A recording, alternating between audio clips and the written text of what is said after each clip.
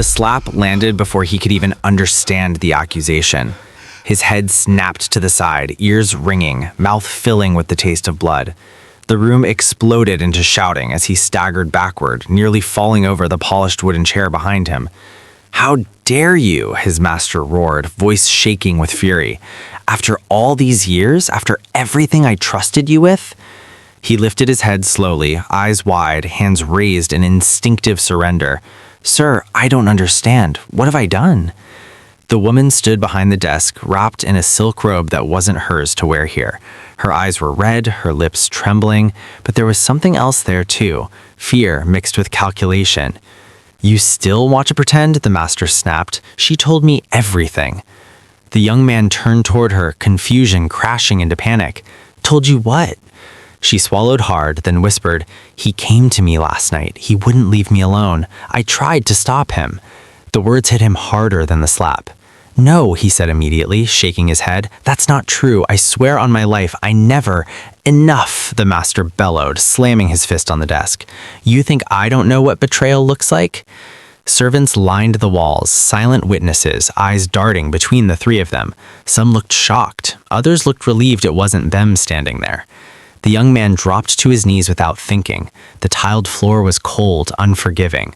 "Please," he said, voice breaking, "I have served you faithfully for years. I would never touch what belongs to you, never." His master laughed, but there was no humor in it. "Loyalty?" he said bitterly. "You slept under my roof. You ate my food. I trusted you with my business, my money, my secrets, and you repay me by touching my shame?" "I didn't," he cried. "God knows I didn't." At the mention of God, the woman flinched. But the master didn't notice. Rage had already swallowed him whole. "Take him away," he ordered. "I don't want to see his face anymore." Two guards stepped forward. "Sir, please," the young man said desperately, reaching out. "Search my heart if you won't listen to my words. I am innocent." The master looked at him one last time, eyes burning. "If you were innocent," he said coldly, "God himself would have stopped you." The guards dragged him up, his feet scraped against the floor as he was pulled toward the door. He twisted his head back, eyes locking with the woman's. "Why?" he mouthed. She looked away. The door slammed shut behind him. By nightfall, everything he had built over years was gone. His small room, once a place of rest, felt like a prison cell. His few belongings lay scattered where the guards had tossed them in contempt. Outside, whispers followed him like shadows. "That's him, the one who betrayed his master. I always knew something was off about him." He pressed his back against the wall and slid down until he was sitting on the floor, arms wrapped around himself. His chest ached, not from the beating, but from something deeper, something heavier. "God," he whispered, voice hoarse, "you saw everything." No answer came. He closed his eyes and memories rushed in uninvited. The first day he entered his master's house, young, hopeful, grateful for the opportunity. The years of rising before dawn, working until his hands ached, refusing bribes, rejecting shortcuts. He chose honesty when lies would have been easier, faithfulness when compromise was safer. People used to call him the trusted one.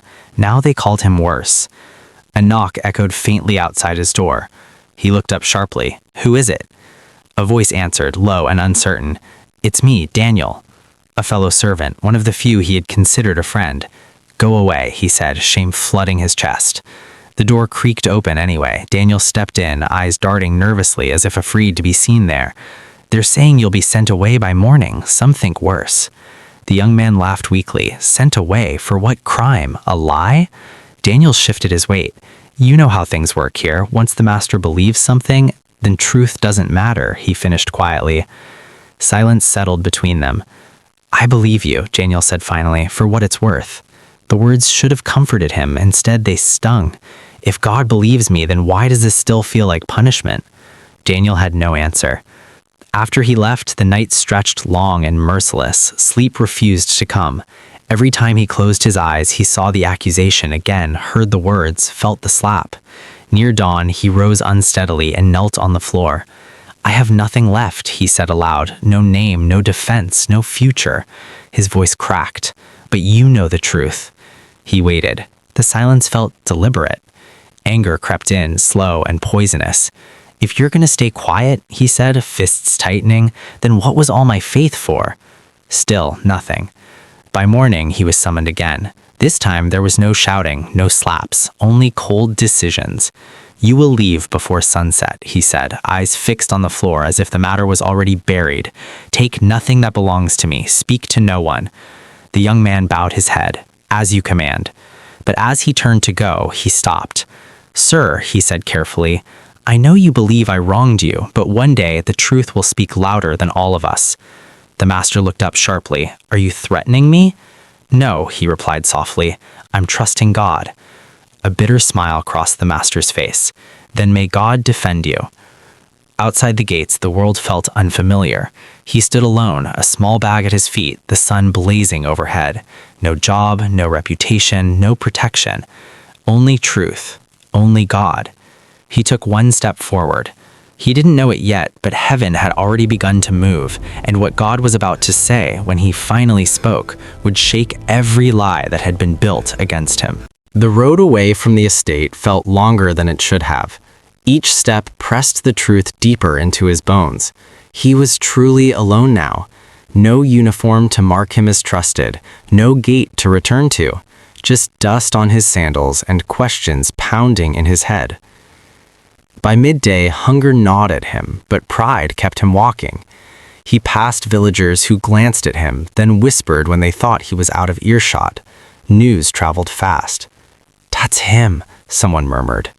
"The one who touched his master's woman." Shameful.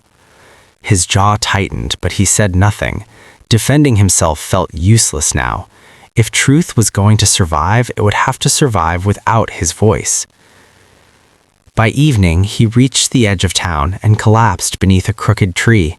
His legs trembled, exhaustion finally winning. He stared at the sky as the sun bled into darkness.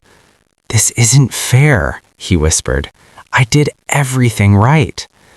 For the first time since leaving, anger finally boiled over. "If you were going to let this happen," he said, voice shaking, "why didn't you warn me? Why didn't you stop her?" The wind stirred the leaves. Nothing else answered. Days passed like that, wandering, asking for small work, being turned away when his name was recognized. Some employers didn't even pretend. "I don't hire traitors," one man said bluntly. Another laughed. "You should be grateful we're not calling the guards." At night, he slept lightly, clutching his bag like it could disappear too. Hunger hollowed his face. Shame bent his shoulders. Still, something stubborn inside him refused to die. One afternoon, as he rested near a well, an older man approached him slowly. "You're the one they talk about," the man said. He braced himself. "If you've come to insult me, please don't waste your breath." The man studied him for a long moment. "I've lived long enough to know lies often wear confidence," he said, "and truth often looks like this." "Like what?" he asked bitterly. "Like a man with nothing left but integrity." The man offered him bread. He hesitated, then accepted, hands shaking. "Why are you helping me?" "Because sometimes," the man replied, "God hides his protection in human kindness." That night he slept a little deeper, but far away, inside the master's house, the lie was beginning to rot. The woman sat alone, staring at her reflection. Her hands trembled as she poured wine she didn't want. The silence pressed on her chest. "You did what you had to," she muttered to herself. "You had no choice." But her reflection didn't agree. She remembered how he had turned away from her advances, how he had warned her gently, how panic had seized her when her secret life threatened to surface. "He would never touch me," she whispered. The memory twisted like a knife. Sleep refused her too. When it finally came, it brought dreams she couldn't escape. His face as he was dragged away, eyes wide, not with hatred, but confusion. She woke screaming. The master noticed. "You've been restless," he said one morning, suspicion creeping into his voice. "I'm fine," she replied too quickly. He narrowed his eyes. "Are you sure there's nothing you haven't told me?" Her heart slammed against her ribs. Of course not. But doubt had already been planted. Meanwhile, the young man found work loading goods at a distant market. It paid little, but it kept him alive. Each night he washed his hands and whispered the same prayer. "Speak, God, I'm listening." Weeks passed. Then, one afternoon, a messenger arrived breathless at the market, eyes scanning faces. When he spotted him, his steps slowed. "You," the messenger said, "you're wanted." His stomach dropped. "By who?" "The master you served." For a moment, fear gripped him, then resolve followed. "Why?" The messenger hesitated. "Things have changed." As they walked back toward the estate, his heart pounded. Every possible outcome raced through his mind. Arrest, execution, another humiliation. But deep inside, something stirred, quiet, steady. At the gate, servants stared openly now, no longer whispering. Inside, tension thickened the air. He was led into the same room where his life had shattered. The master stood by the window, hands clasped behind his back. The woman was nowhere to be seen. "Look at me," the master said. He lifted his head. Silence stretched. "I was wrong," the master said finally, the words heavy, reluctant. "Not about everything, but about enough." His breath caught. "Sir?" "She confessed," the master continued, voice tight, "not because she wanted to, because she couldn't live with it." The room spun. "She lied," the master said, "and I believed her." The young man's knees weakened, but he stayed standing. "I destroyed you," the master admitted, pain cutting through his pride, and God did not let it rest. Tears burned his eyes, but he didn't speak. "I don't expect forgiveness," the master said, "but I needed you to hear the truth spoken aloud." For a long moment, neither moved. Then the young man spoke, voice steady, despite everything. "I asked God to defend me, not to restore me." The master nodded slowly. He did both. Outside, servants whispered again, but this time the story was different. And somewhere deep within, the young man felt it clearly at last. God had spoken, not loudly, but undeniably. And the consequences of that truth were only just beginning. The sun had barely risen when he stepped into the yard, the weight of weeks pressing on his shoulders. The estate looked the same, the gates polished, the trees trimmed, but he saw it differently now. Every shadow, every corner held the memory of accusation, of exile, of whispered lies. Yet there was also something else, the unmistakable sense that life could begin again. He made his way to the main house, where the master was waiting, calm but watchful. The tension in the air was sharp enough to taste. He swallowed hard, the words he had rehearsed slipping away as soon as he opened his mouth. I'm here," he said simply. The master's gaze was steady. "I've spoken with her. She told the truth. Not that it excuses the pain caused, but the truth is finally out." Relief and disbelief collided in him. His chest felt like it would burst. "Thank you, God," he whispered under his breath, though no one else could hear. The master nodded. "I destroyed your life with my doubt. For that, I am sorry." His voice cracked slightly. "And I want you to know, you have your integrity back." For the first time in weeks, a genuine smile formed on the young man's face.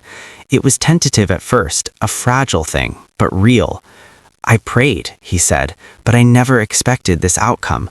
I only hoped God would show the truth somehow." The master's eyes softened. "Sometimes the truth comes quietly, but it comes. You endured. You survived when many would have fallen." Tears welled up, but this time they weren't of shame or bitterness. They were cleansing, freeing. I can face life again," he said, voice steady. "Not because it's easy, but because God was with me all along." Days turned into weeks, and slowly life returned to a sense of normalcy. He was offered work again, not just at the estate, but in other parts of the town where his character had been proven. People whispered of his innocence now, but it no longer mattered to him what they said. What mattered was the unshakable knowledge that God had defended him when the world had not. He returned to the church where he had once prayed, sitting quietly at the back, hands folded. The congregation welcomed him with warmth and curiosity. He didn't speak of vengeance or shame. He spoke of hope, of faith, of God's timing, and how even in silence God had never abandoned him. In the quiet moments, he would remember the days of exile, the hunger, the whispers, the fear, and marvel at how God's hand had moved unseen. He understood now that every trial, every accusation, every sleepless night had been a preparation for this revelation, that God's justice is not always immediate, but it is always certain. One evening, as he walked beneath the fading sun, he lifted his eyes skyward. "I see you now," he said aloud, not to anyone else, but to the God who had held him through it all. The wind stirred the leaves around him as if in affirmation. He closed his eyes, feeling a peace he had never known, a deep and abiding presence that no accusation, no betrayal, no human failing could ever shake. He pulled out his phone, sending a single message to a friend who had prayed for him without ceasing. "God never gave up on me." The reply came swiftly, and neither did he. He leaned back, taking a deep breath. Every pain, every tear, every lonely night had led to this: clarity, peace, and the undeniable truth that God works even when we cannot see it. "I gave up on him, but he never gave up on me," he whispered. And in that moment, he knew that no lie, no betrayal, and no hardship could ever take away the lesson he had learned, that faith endures, hope survives, and God's presence is steadfast, even in the darkest night. If this story touched your heart, remember to like, comment your own journey, and subscribe, because sometimes, even when it seems like the world has turned against you, God is quietly working, defending, and restoring. The light comes, always in His perfect timing.